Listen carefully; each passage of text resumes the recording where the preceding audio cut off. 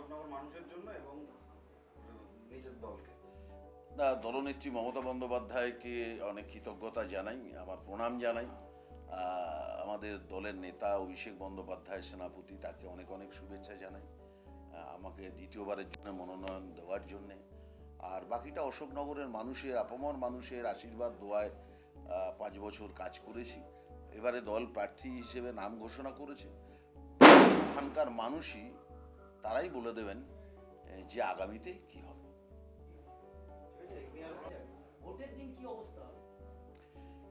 আপনি যেটা বলছেন সেটা হচ্ছে বিচারাধীন বিষয়টা। সেই বিচারাধীন বিষয়ে 60 লাখ আছে, কত ডিসপোজাল হয়েছে সাপ্লিমেন্টারি তো এখনো বেরোয়নি। তো ন্যাচারালি তৃণমূল কংগ্রেস দেখুন আগাগোড়াই বলে আসছে বাংলার সমস্ত বৈধ নাগরিককে ভোটাধিকার দিতে হবে। সেক্ষেত্রে কোনো দলগত বক্তব্য কিন্তু তৃণমূল কংগ্রেসের নেই। আমরা মানুষের গণতান্ত্রিক অধিকার যাতে বজায় থাকে তার জন্য আমার নেত্রী, আমার দল বলেছে, আমরাও সেই একই কথা বলি।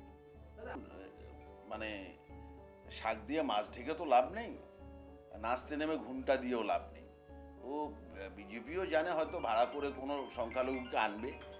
বাংলার মানুষ জানেন, দেশের মানুষ জানেন যে জাতপাতের ভিত্তিতেই এই দলটা টিকে রয়েছে, আদারওয়াইজ কিছুই নেই।